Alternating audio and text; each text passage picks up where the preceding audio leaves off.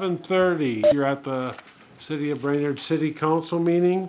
I will call the meeting to order. Administrator Bergman, please call the roll. Johnson, Pritchett, Stengline, Erickson, Here. O'Day, Here. Stunek, Bevins, Here.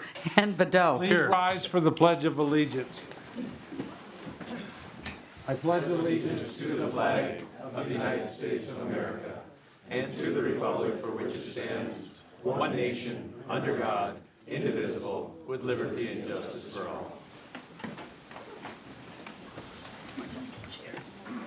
Item 4 is the approval of the agenda. Is there a motion to approve? So approved. Second. Approved by Stunek, second by Pritchett. All in favor, say aye. Aye. Opposed, same sign. That motion carries. Item 5, the consent calendar. This is a notice to the public that everything on this list is considered routine by the council and will be enacted by one motion. There'll be no separate discussion of these items unless good cause is shown prior to the time the council votes on the motion to be adopted by roll call.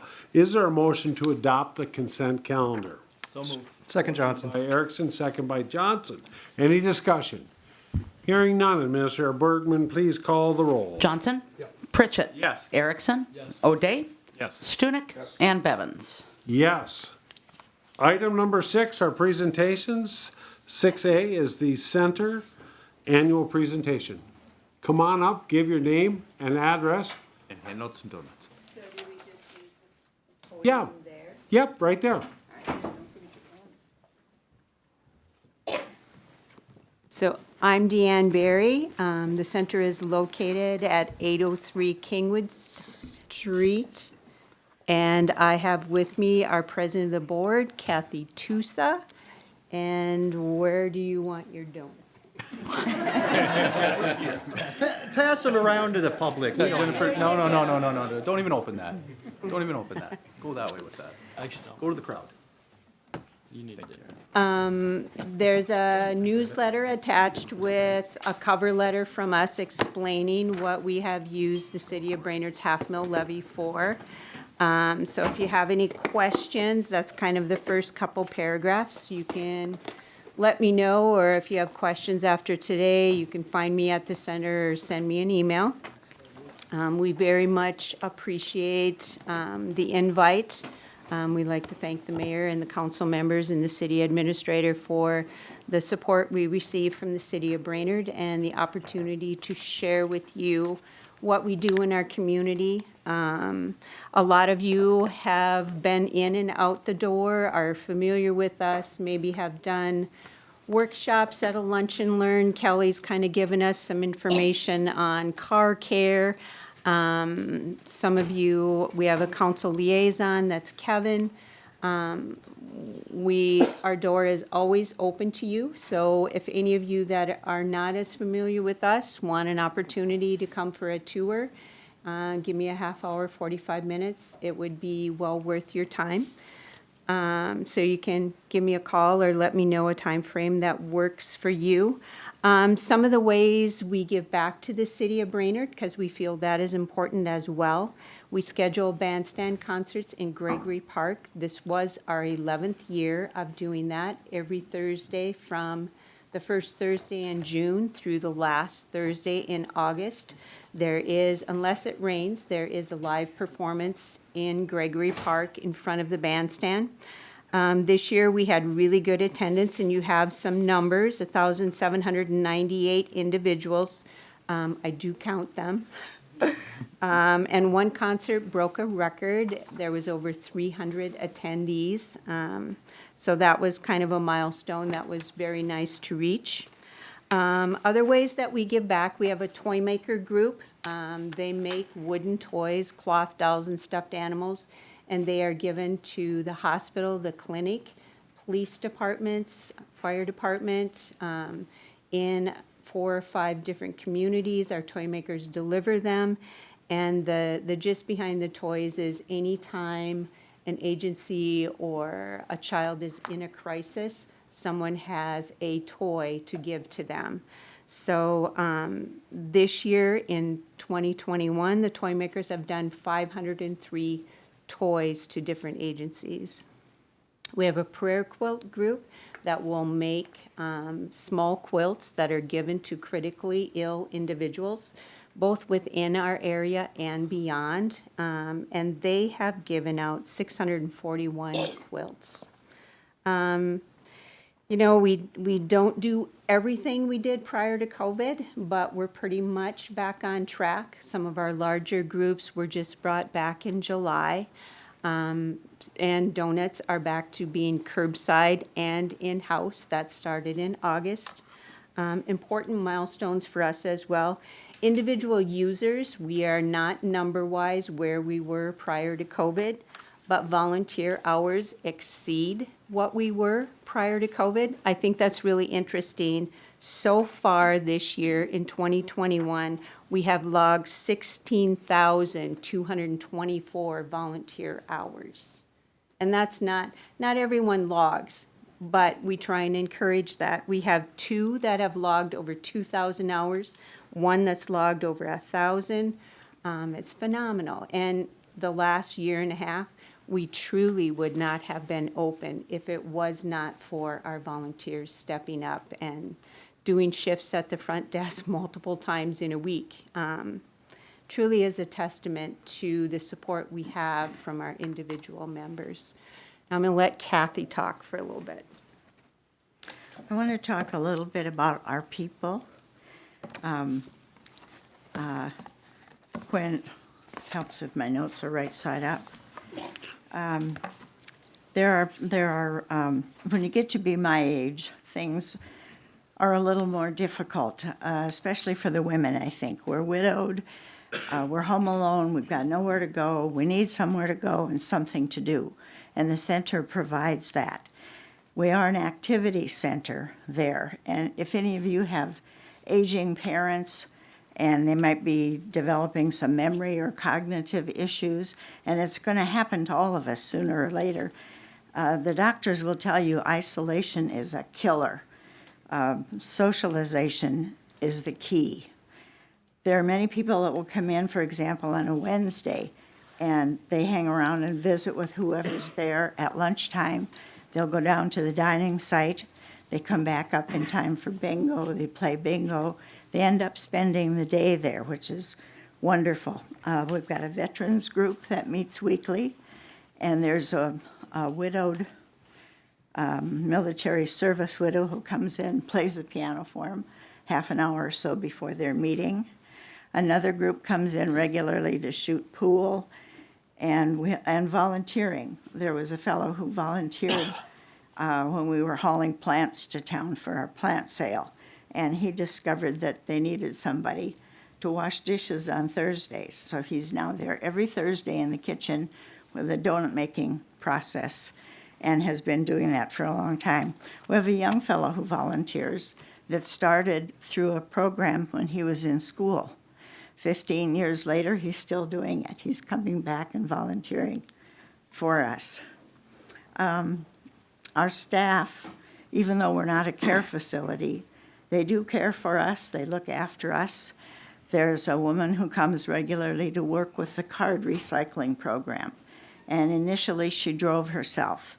Got to the point where she couldn't. She rides the bus. Deanne would alert the front desk person, when the bus comes, let me know. She'd walk her out to make sure she gets out there safely.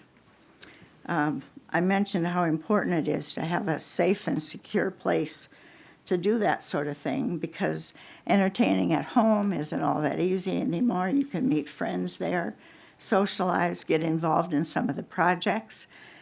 We have the plant sale project, the craft shows, rummage sales, lunch and learn meetings, those kinds of things. It's just a great place to go. I'm on the group that works the rummage sale, and we start that in June. And we work 1 day a week for half a day. Stuff is donated, we sort it, we clean it, we price it, we box it up. And about late August, we're thinking, man, this is hard work. I'm getting too old, I can't do this next year. And then somebody will say, yes, but we get to see each other every week. We get to have coffee. So we all know we'll be back there again next year doing it again. And most of you are too young, I think, to join the center, although we do have an associate membership that starts at age 45. There is a membership application, I think, in the stuff you got. If you can't use it, maybe somebody in your family can. I encourage you to hang on to it, because someday you'll be retired, and you might get tired of sitting around home doing nothing. Come on down, we'll be there. Thanks.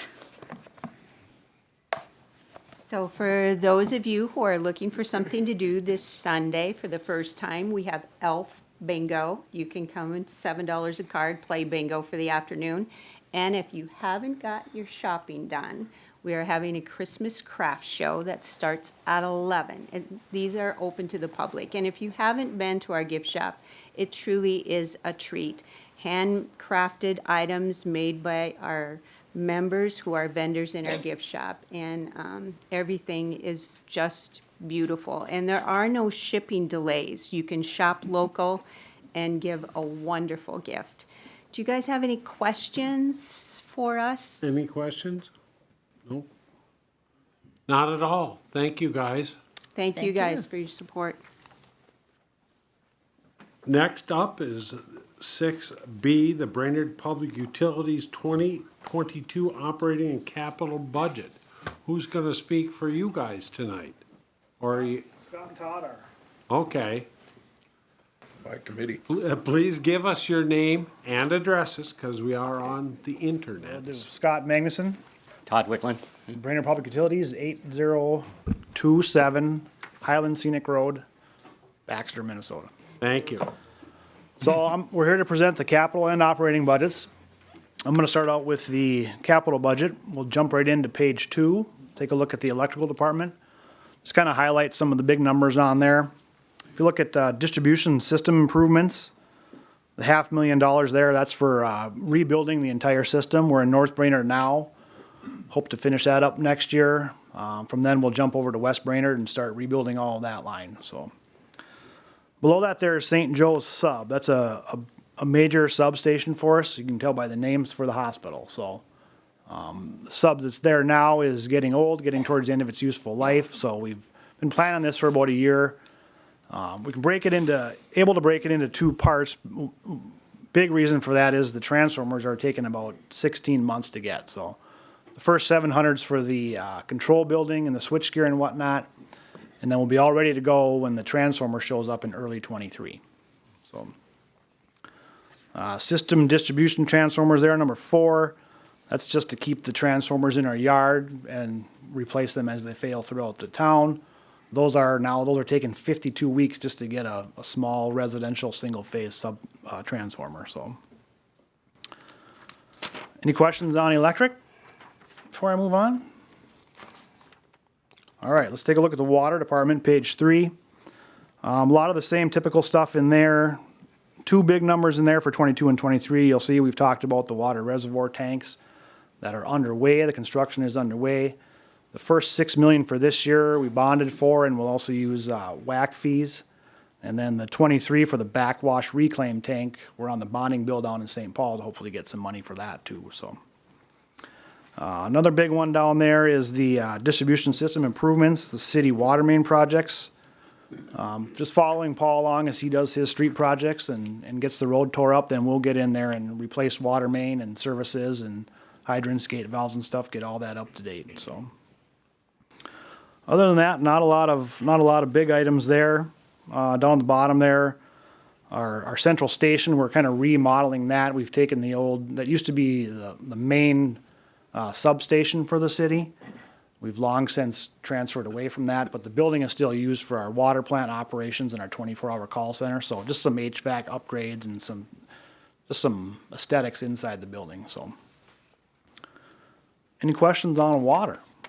Question, you did some water work outside of my house. My street was redone this year, and you upgraded my 3/4 inch water to a 1 inch, which increased my bill by like almost $2 a month. Can I opt out of that? You do not have to upsize your meter. Oh, I didn't ask to. Did we replace your meter? Oh, no, just the line. So my meter is still 3/4 inch. Yeah, so you get billed on your meter size, not the line charge. Oh, okay, not good. the line size. Good. Yeah. So my bill didn't go up almost Nope, $2 a month. Not because of that. Okay. Some other reason, using the water. Showers. Yeah. All right, let's move on then. Page 4, wastewater. A lot of the same stuff in there too. SBR motive pumps, 100,000. The big one in there is number 5 under improvements. We're looking at the biosolids, the entire biosolids system, the back half of that entire process. So, running out of room. It's getting harder and harder to apply to the landfills. We've got stuff coming from St. Paul. Lots of restrictions on what we can do. So we're looking at revamping how we do that entire system. If we end up drying it out in a heat press and then it's cake and then it just goes to anywhere really. So we're doing studies on that. We're not sure which direction we're going to go with that yet. So, but it's definitely going to be out there in the future. We're also waiting. They don't have the exact rules yet, what they're going to make us test for and what our limits are going to be. So we're kind of waiting to hear from the MPCA before we decide what our final project's going to be there. So down on improvements to the lift station, the main lift, force main, and the main lift itself. That's where the old wastewater treatment plant is, down by Rotary Park. 1980-ish it was put in. The river crossing, there's concrete vaults above the ground on both sides where one line comes in and then there's 2 lines underneath the river. So those are 50+ years old. So one of the east vault or the west vault on our side of the river needs to be replaced. About $600,000-$700,000 just to replace that one structure. So we thought about what if we can just bypass those things. So 1.1 million is going to get us a drilled line, a single line underneath the river, and going to totally bypass both of those concrete vault structures and get rid of the 2 underwater ductile iron pipe. So we've had problems with the east side with vandalism, and right away they took off the ladders up there and the railings and stuff. So spray painted it. So we're going to be able to just get rid of both of those concrete vaults. Safety wise, they'll be gone. So, any other questions on wastewater treatment side of things? All right, let's look at the hydro department. Page number 5. You probably all know with the Amjet situation. We're parting ways with Amjet, our test turbine that we started in 2013. We are still looking at a different brand of a new generator put in there. Then the river dried up this summer. And it got us thinking, maybe we need to refocus what we're looking at here. So, next year, we're going to look at modernizing what we have there now. There's 5 units in there. 3 of them have governors on them. 2 don't have any governors. That's what controls the water flow. So we're going to look at adding 2 new governors to the 2 that don't have any, and then automating all 5 of those governors so they will adjust the water for us. So we have to keep that Rice Lake at 1182.2 plus or minus 1/10 of a foot. So that will help us do that automatically. It won't open any gates, won't turn the turbines on, but it all gears towards not having that place operated 24/7. So, any other questions on the hydro? Okay. And then last but not least is the admin department. That's kind of our service center. Computer system improvements, 150. The SCADA upgrades is 130. That's for all water, wastewater, electric, and hydro throughout town. We're rebuilding our entire SCADA system. It's old. Some of the radios that work intermittently, so we're going to build a whole new system for that. And then utility software upgrades, that's just moving up to a newer version of our Encode computer system. So, any questions on admin side of things? One question. Yes. Thank you, Mr. President. You guys have at least one bucket truck, right? We have at least one, yep. At least one. We, in our Public Works Department, have 0 bucket trucks.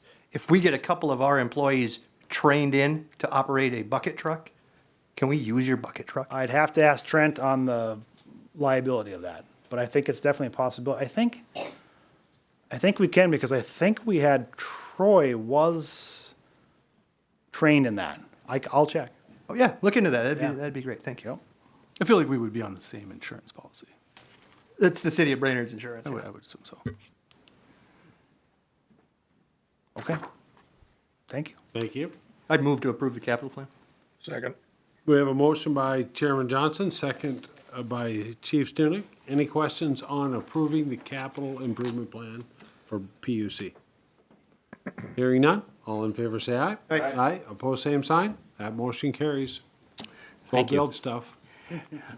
Then we'll take a look at the operating budget. And so if we go into the document on page 7 of the document, and before I start, this will be my 20th time of doing this.